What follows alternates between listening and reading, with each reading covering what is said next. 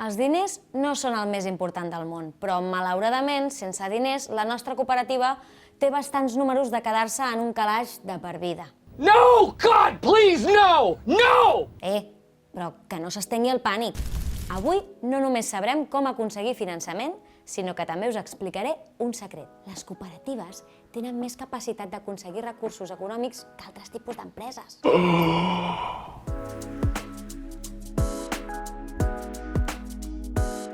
La base econòmica de qualsevol cooperativa són els seus fons propis, però, a més d'això, és possible que al llarg del seu cicle vital, sobretot als inicis, es necessiti algun tipus de finançament extraordinari. Per això, és important conèixer l'univers de finances que existeixen i saber-les utilitzar, o, fins i tot, combinar-les. Primer, cal distingir tres tipus diferents de finançaments: el finançament propi, el finançament aliè i el finançament híbrid. En primer lloc, el finançament propi. Els recursos de finançament propi d'una cooperativa els formen els diferents tipus de capital social, és a dir, el capital social obligatori, que és el que decideixen els socis que s'ha d'aportar a la cooperativa per entrar-hi. El capital legal, que és el mínim que estableix la llei per formar una cooperativa, i el capital estatutari, que és el mínim que marquen els estatuts. També el formen les aportacions voluntàries, en el cas que alguna persona sòcia generosa vulgui fer una aportació addicional financera en un moment determinat. I per últim, les aportacions de capital dels socis col·laboradors.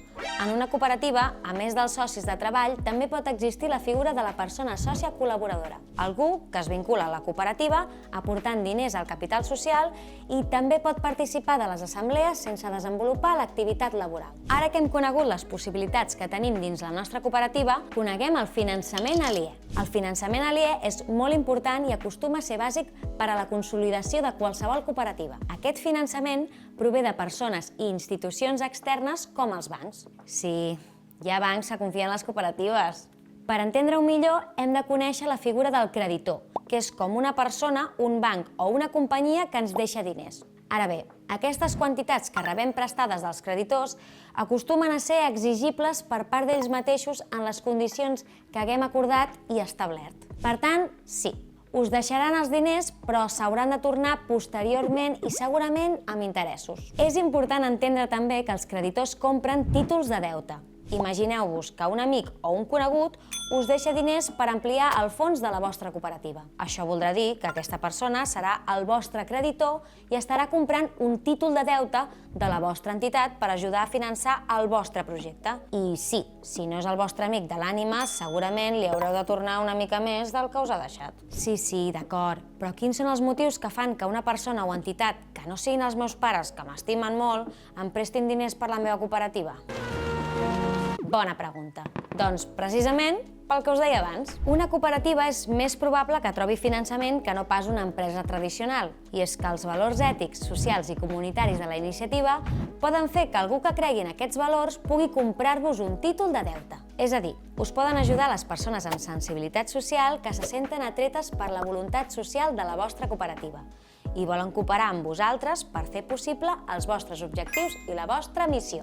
Ara bé, per començar, recordeu que heu de tenir una mínima base econòmica de recursos propis, ja que, en general, les persones i entitats que estan disposades a prestar diners a les cooperatives es fixen també en els recursos propis que té la cooperativa per tal d'assegurar el retorn del préstec. Però no patiu, no només els títols de crèdit us poden ajudar. Cada vegada més, les cooperatives compten amb el suport de les finances ètiques per aconseguir el finançament aliè que necessiten. Aquestes són les entitats bancàries que millor entenen les necessitats del sector i amb les quals existeix una afinitat de valors que farà que tingueu assegurat un match.